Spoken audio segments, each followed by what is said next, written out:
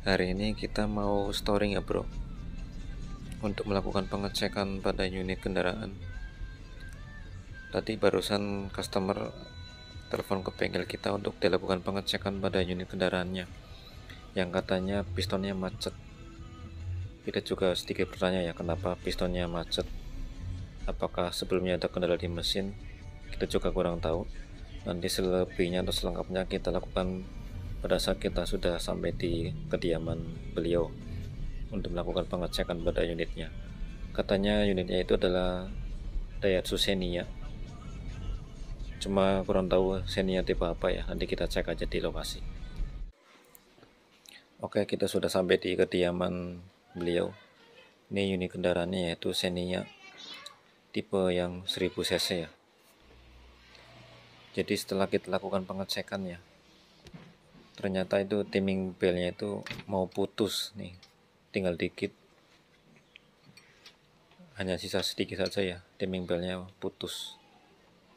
Mohon maaf untuk tadi langkah-langkah pengecekan atau pembongkarannya tidak kita videokan ya, karena memang tidak memungkinkan kondisinya. Jadi itulah mengapa pada saat stage starter sama si pemilik mobil, katanya mesin tidak mau menyala, dan beliau beranggapan bahwa piston itu macet. Ini serbuk-serbuk atau sisa-sisa dari timing belnya ya.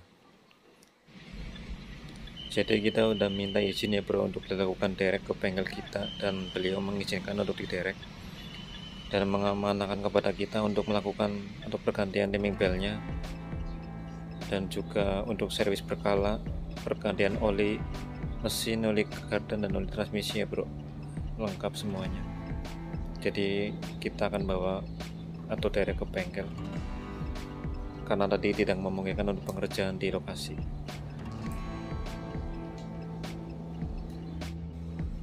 Kita sedang arah perjalanan menuju bengkel ya bro, dan kondisi lalu lintas lumayan padat. Kita derek mobilnya dengan kondisi lalu lintas padat ya, mobilnya berada di belakang mobil ini persis. Jadi untuk Daihatsu Xenia 1000 ini apabila terjadi timing belt putus itu masih aman ya bro, tidak menyebabkan kerusakan yang lain seperti kepengukan klep atau yang lainnya. Jadi setelah kita lakukan pergantian timing belt itu kita bisa langsung menghidupkan mesin.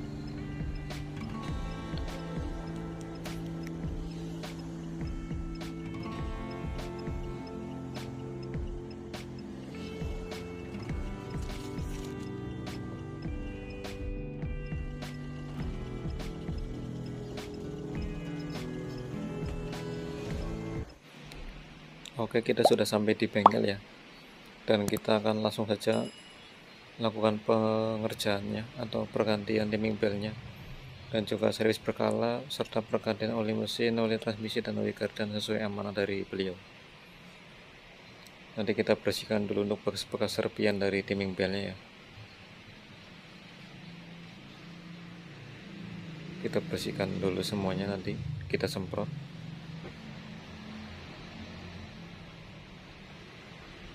Jadi tadi timing belnya itu sudah kendor ya, dan juga mau putus.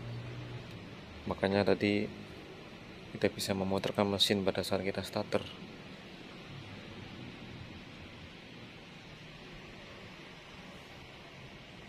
Jadi pada saat di starter hanya memutarkan bagian kulkas ya, tidak memutarkan untuk bagian camshaftnya atau noken asnya. Untuk top timingnya kayak gini ya bro, di bagian gigi noken as itu ada titik, kita luruskan dengan atau sejajarkan dengan garis di bagian cover timing, harus lurus sejajar. Bila tidak lurus atau sejajar bisa kita putar untuk bagian baut gigi sprocket noken asnya sampai lurus tandanya. Kemudian untuk di bagian gigi sprocket krukas dia juga ada tanda ya, itu yang ada di spidolnya. Untuk tandanya atau topnya, tanda titik ini kita luruskan dengan tanda bulat yang ada di cover timing. Tanda bulat ini harus lurus dengan tanda titik di gigi sprocket kruk as, harus lurus ya bro.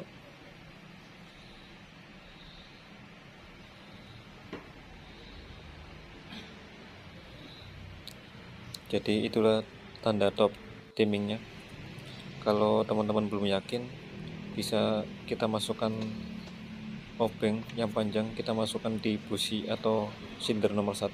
Dia harus berada di TMA pistonnya. Oke, nih untuk timing belt dan juga tensioner sudah kita belikan ya. Ini untuk tensioner penyetelnya, kemudian nih untuk timing beltnya ya.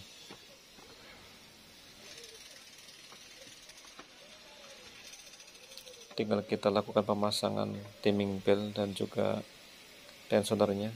Ini untuk stiker atau kartu pergantian timing beltnya ya. Nanti kita tuliskan kilometernya, kita tempelkan di dalam ruang kabin.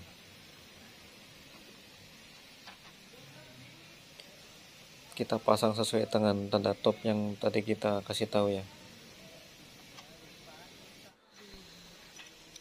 Untuk pemasangan tensionernya ada lubang, kita masukkan di pen yang berada di cover timing. Tinggal kita masukkannya, kemudian kita baut. Untuk tanda di timing belt juga sama ya, ada tanda garis putih 2. Nanti kita paskan di gigi sprocket noken as dan juga kruk asnya.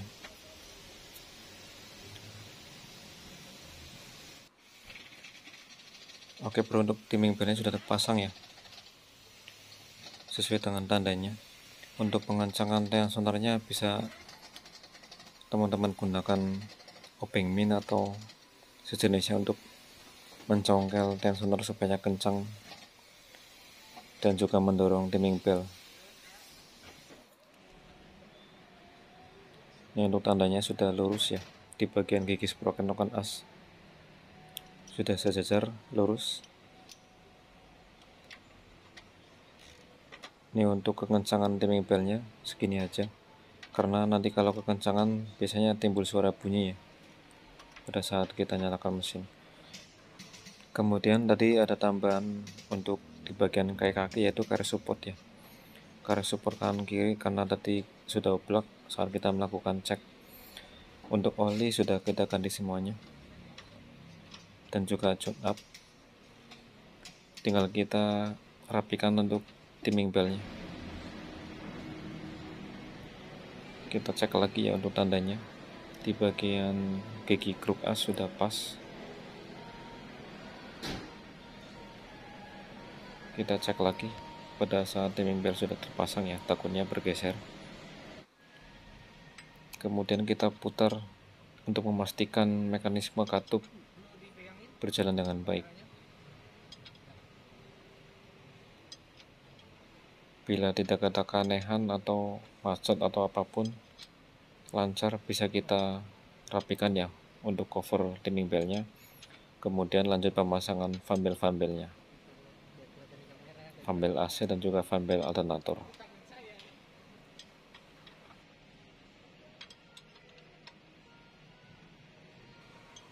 Kita putarkan dulu atau kita coba dulu sampai kita rasakan aman untuk perputarannya.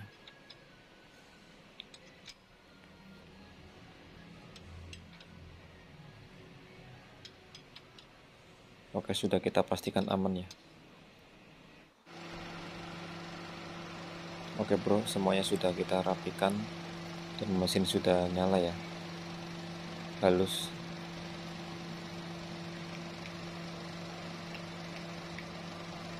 Ciri khas mesin Xenia 1000 cc ya, di area mesin agak bergetar ya. 1000 cc 3 silinder, ini normal ya teman-teman. Oke, sekian penyebab dan cara mengatasi Xenia 1000 mesin tidak nyala ya, kita mau hidup. Semoga videonya bisa bermanfaat ya teman-teman.